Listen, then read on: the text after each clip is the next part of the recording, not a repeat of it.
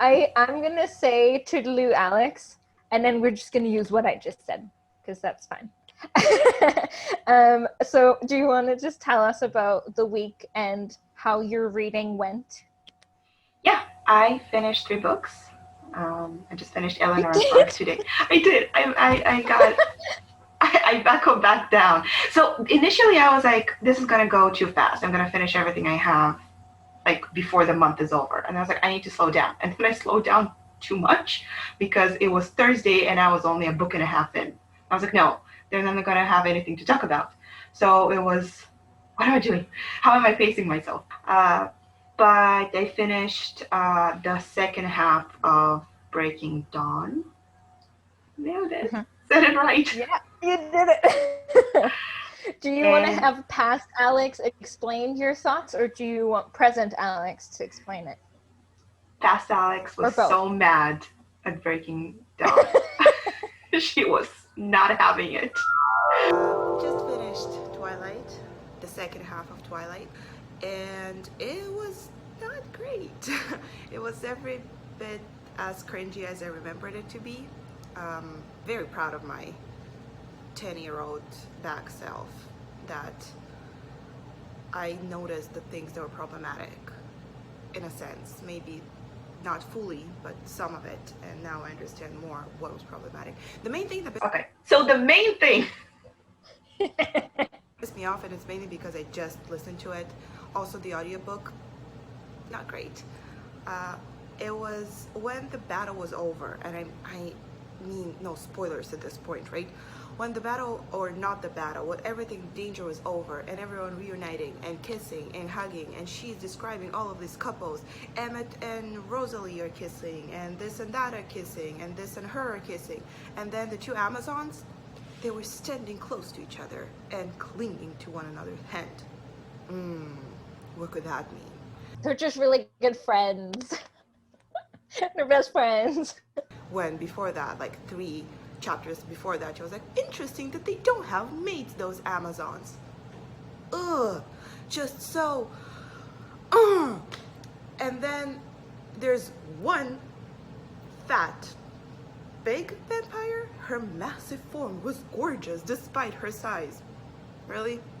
Really? So, yeah, just the fact that no representation whatsoever or of queer people, LGBTQ, anything for over like decades and thousands of years. Some of the vampires that live, it's a little bit less realistic that the existence of vampires. It's just so straight. It's frightening. So the main thing is the description of how everyone is just doomed to stay within that family. And I realized that maybe that was the point, to show the loyalty, to show how people are choosing to be together, but not choosing really, because that's what they're saying. We can't leave. The wolves are saying we can't leave because we're all linked together in our heads, and now that Jacob imprinted on Renesmee, we can't do anything about it. The vampires kind of want to leave, but once they have a mate, they always come back, or like there's only 2 options, so that's also not working out so well. So yeah, that point of just like, you are part of this family whether you want it or not, forever, because apparently you can't die, and that's it. That's your only option. There's no other existence outside of this family, extremely straight, 2 parents, 2 people at a time, forever unit. Those are all of your options. That's it. I don't know if that was appealing to young people back in 2006, 2008, whenever the book were coming out. I don't think it's appealing right now. I'm not saying it's a bad lifestyle. I certainly am a monogamous, so I have personally nothing against it, but I don't think that's the only right way to present it. Even that drifter that they had, Alistair is the one who ran away, not your cat, whatever, Gareth. He was wandering around for hundreds of years, and he was really reluctant to join Carlisle, and then he came, he fell in love, he's staying now. So yeah, his entire speech at the end of the book that I've blissfully forgotten about before that was how there are other ways of life. You don't have to just walk the earth for the entire eternity. You are immortal. You can do whatever. You don't need to sleep. Just do whatever. Last point, They have so much money. Bella is literally tossing the huge diamond that Arrow gave her to the ground so Renesmee can play with it because she likes shiny things. Fuck that. Donate that money. Do something about it. There was like literally 2 sentences that you needed to write in one of the books being like, oh, the Cullens are so rich, they donate money. If I'm wrong and I missed that sentence, please prove me right. Because this is just, it's a small point, but it's annoying. That's it. I'm gonna go read something nice now. Well, I'm gonna go work for 8 hours, possibly more, and then read something nice. Thank you. No, seriously though, I enjoyed it a lot when they're like putting. I didn't remember how many of the good things they actually managed to put in the movie as well. Everything else sucked because in the book, it's so much more evident that Bella and Edward are just a couple of like 17, 18-year-olds that suddenly have a child, and that child is like marvelous and has powers, and they have no idea what to do with her. It's so much more obvious, and that's that's great because at some point I think Bella even says, I didn't have 9 months to get used to the idea that I'm going to be a mom, because that was a freakishly fast pregnancy. Otherwise, it wouldn't have been interesting. But anyway, the main thing that got me going is that everything about this book is to end up with a mate, a soulmate, an imprinting on someone, and just for the eternity, for the rest of your life, to spend that with another person. Why are the people who are not happy see Leah, who's the only female werewolf? She didn't imprint on someone, and that's why she's so grumpy and that she's so unhappy. But Jacob, who imprinted on an infant, which is gross, no matter how many times there's like, it's not like that, Bella. I don't think about her like that, Bella. Still gross. Doesn't matter. He suddenly is great. Everything's fine. Everything he hated about it, and that solved all their problems, right? Because they were in that internal war between them, being like, you turned Bella into a vampire. That was against the rules. But your daughter's cute, so we're gonna forgive you. It's almost like my mom's name is Martha. Yeah, it was exactly like that. What did you finish? I finished The Smell of Other People's Houses on the first day, because I was alone in the office, and like I actually recorded my whole rambly thoughts back. Hello and good morning and happy September 1st, September rereads. This is wobbly camera TV as I'm walking to work, and I'm dressed like a rearranged traffic light. I've made it to work, and it's just me here today, which is kind of nice because my supervisors or my manager is on vacation. So I'm going to do my work, and then when I'm done I can listen to my audiobook. And I did bring the host, which I'm very excited to start. So I forgot to say that I started the audiobook of The Smell of Other People's Houses so that Alex can get it after me. And I'm already 20% in, and it's such a quick book, and it's so sad. I wish it was like way longer. And it's so poetic and just like lyrical and amazing. Like every time they there's so many quotable moments or so many quotable lines where you're just like, this is beautiful. They could have said it in a very plain way, but the author just has a way with words. It begins with Ruth, who is 16, and she lives with her grandma, with her younger sister, and her grandma who's taking care of them because her mom kind of had a breakdown after her dad died. And Ruth kind of talks about a lot of the people in her little town, and then a lot of those become side characters later on as well. There's a lot of me at the same angle because I'm just sitting at my desk. And I already finished The Smell of Other People's Houses, and I cried so much. I cried like 5 times. Did you cry on camera though? No, I didn't do that. I had a moment where I was like, this could be a montage of like me sniffling, but I didn't go there. Because I already love the characters, and there's just so many just beautiful scenes, and like it's quite traumatic, and at the end, you know, like just goes right to my heart. 3 of the perspectives are quite tragic, and then one of them is kind of lighthearted and more like fun sort of, and I think that's kind of a good balance. I initially gave it 4 stars. In the end, I bumped it up to 5 stars because like I personally loved it so much and enjoyed it so much. So it's forever 5 stars now. In the smell of other people's houses, because in the beginning, the first like 3 chapters are so many references to so many characters. In the first time, you're like, who are you talking about? But reading it the second, third, and fourth time, you know who they're referring to, even in the first chapter. I'm very excited about this because I remember almost nothing. Oh. I remember like, again, the main things, but I don't remember a lot of the details. I'm very excited about that, actually. Yeah, I'm trying, because I have so much YA on my TBR, I'm trying to do like one contemporary, one YA, so I don't read like 2 YA in a row. That's why I put the Elegance of the Hedgehog in like between freaking breaking down book.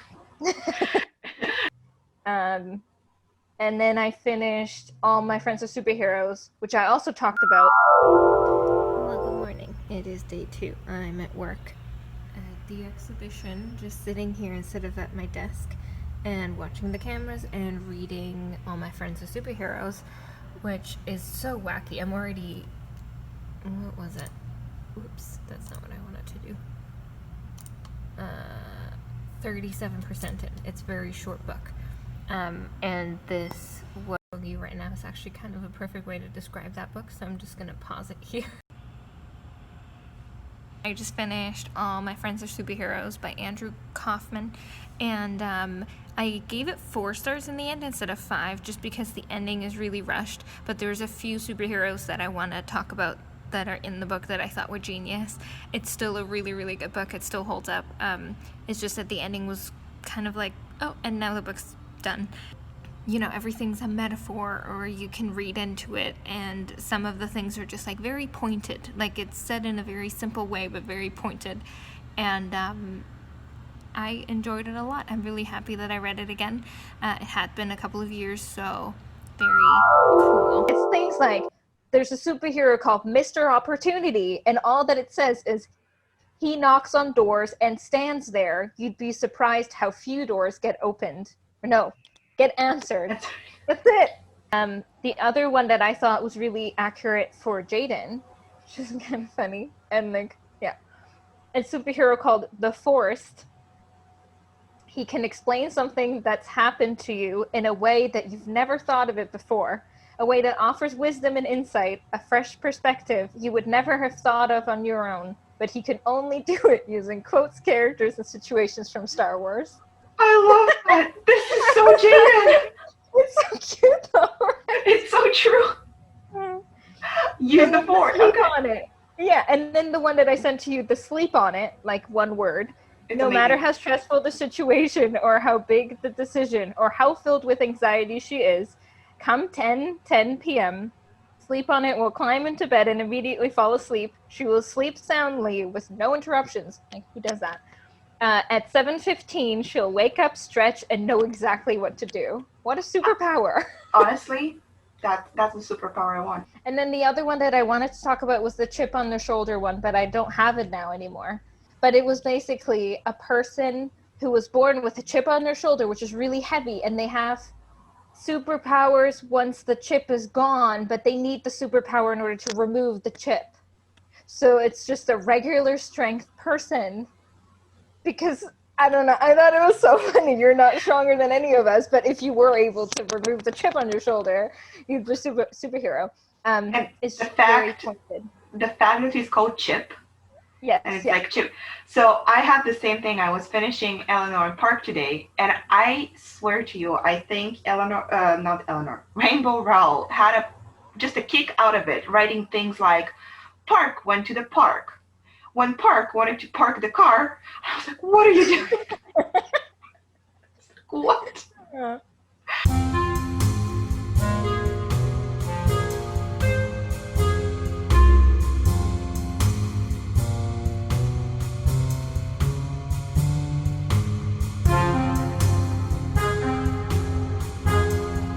So you also finished, the Elegance of the Hedgehog. Did you want to say anything else about it, or move on to Eleanor Park? No, I want to talk about the Elegance of the Hedgehog. It was so sad. It was, I remember the main thing, right? We're doing spoilers. delete that. We're not doing spoilers. I remember. Let's start over. Sure. Without spoilers this time. I remember the ending, and I knew that the ending is sad. I did not remember that there was an attempt of a love story. I kind of, maybe my 17, 19, however old your old brain skipped that part or wasn't interested in that point. And because I feel like when I read it the first time, I was more interested in Paloma than in Renee. Reason 376, 535, I don't know. Just another reason why I like this book. Elegance and Hedgehog. Paloma just used the words emotional anorexia. Just brilliant. She's 12, you guys. 12.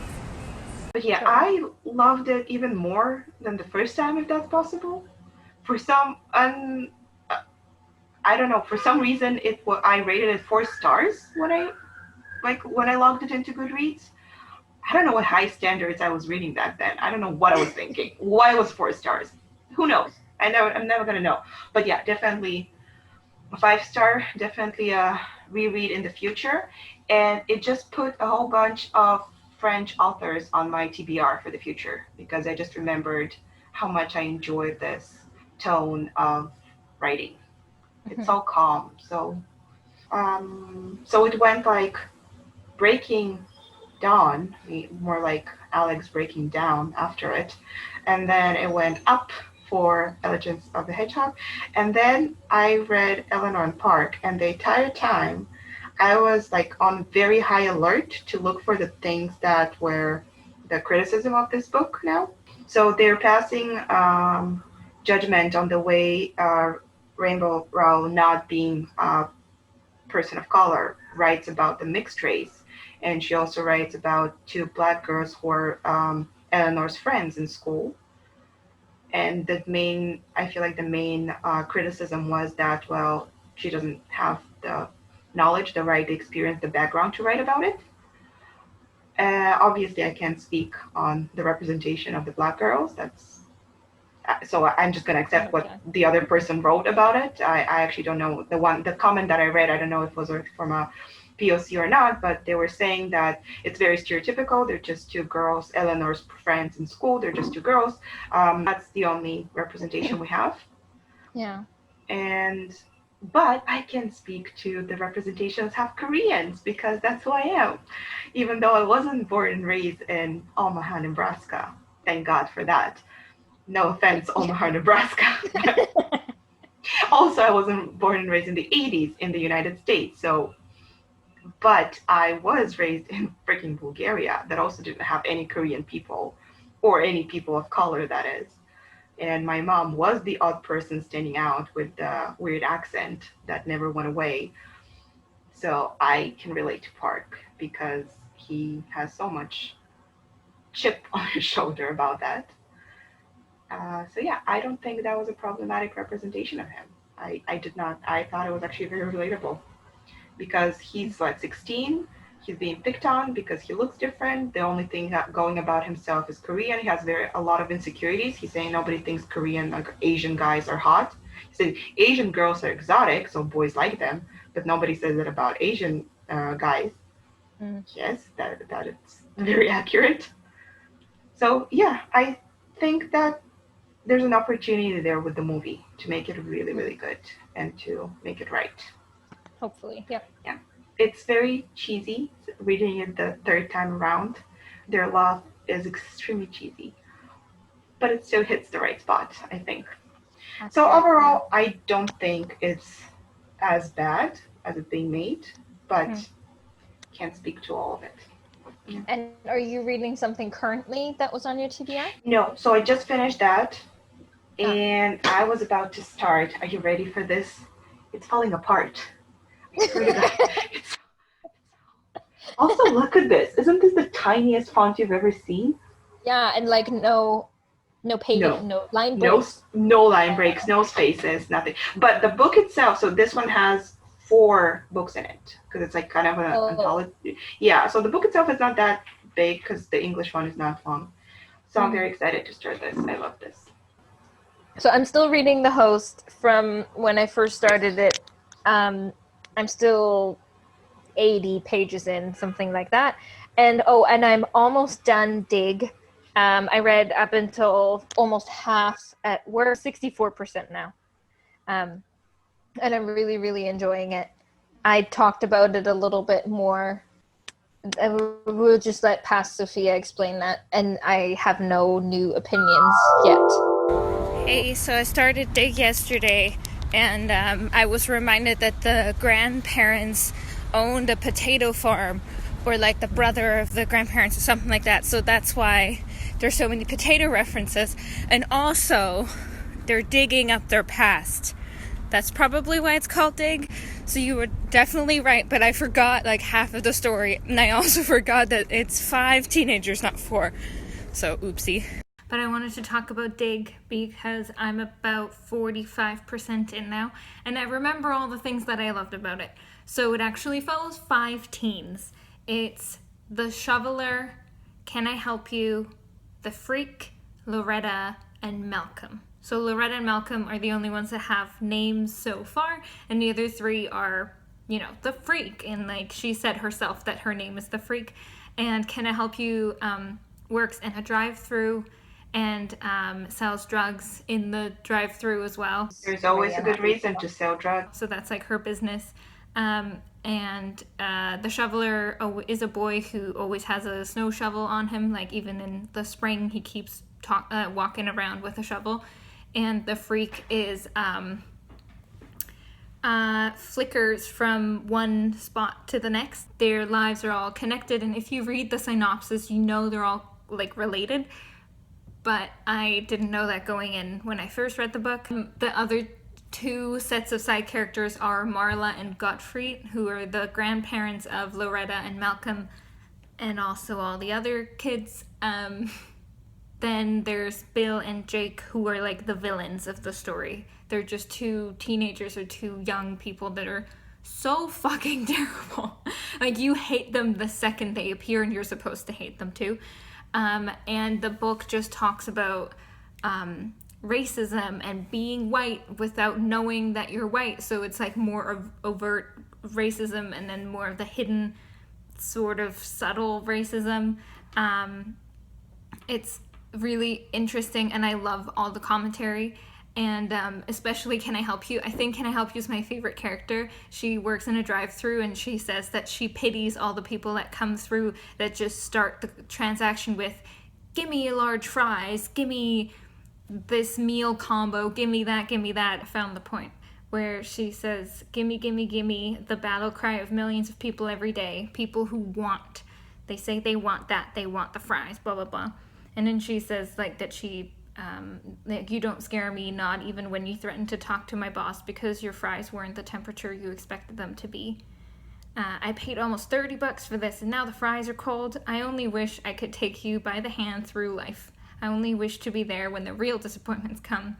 The ones that don't involve a deep fat fryer. The ones that don't involve how much ice I put into your Sprite. Also, while we're at it, one of you wanted to see my tattoo up close.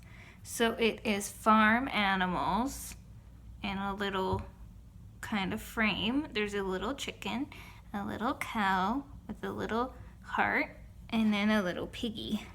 How do I show this? That's that. I initially wanted it for my vegan anniversary, and then it ended up being 4.5 years into me being vegan. But I wanted something kind of to, firstly because I think it's adorable, but secondly to show my love for animals, and I think farm animals are just underrated, and I love them. So that's that. I think we're doing really well. I'm going to finish Dig today and read a little bit more of the host for sure. I think we are doing great also in a sense of like posting and doing this little template. That's exciting. Oh, yes, yeah. We should plug our Instagrams here, because if you want to know what we're reading at any given time, they can follow us on Instagram. We're hilarious. I share so much funny content on Instagram. But it's like half social justice and then half, this is what I'm reading. Here's a picture of a hedgehog kind of thing, right? Yeah, so I was thinking we can do a thing like every video where we ask each other questions in some way, and I'm definitely not stealing that from Ariel and Brittany. If or when you get through all of your books for this month, do you have a backup plan?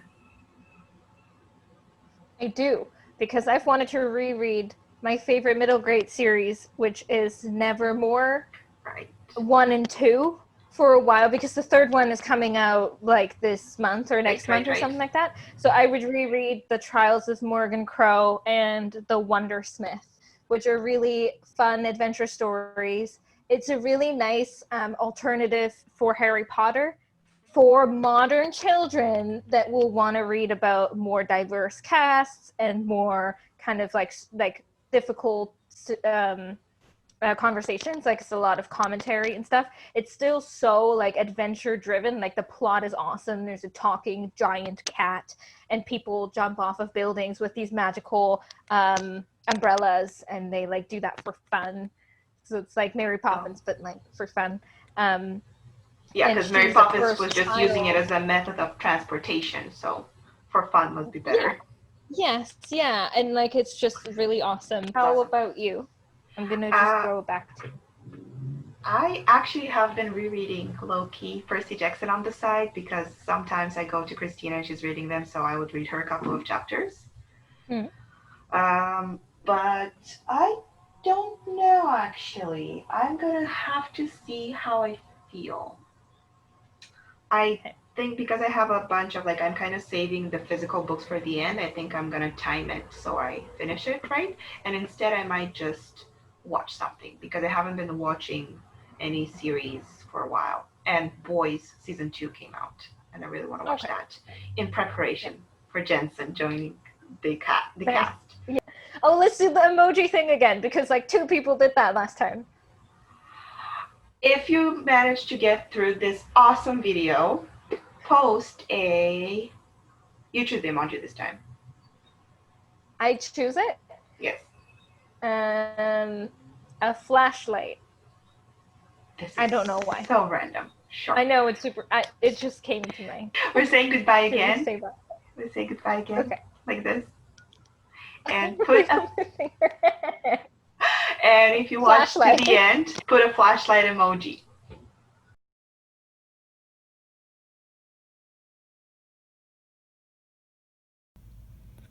The state of the sad mango is a good metaphor for how I feel this Friday. You can only know it once you know. You know? Yeah. Yeah. I know. Smile. Yeah. Because I love it. So I love it very, very much. Good, Christina loves it too. I showed her what they offer, and I might just order her one for Christmas. Yeah, and also it includes shipping. Yeah. Oh, that's awesome. But then I stopped using my customized one that says my name on it. It matches your shirt too. Yeah. Well, because everything is green. Everything is green. Everything is green.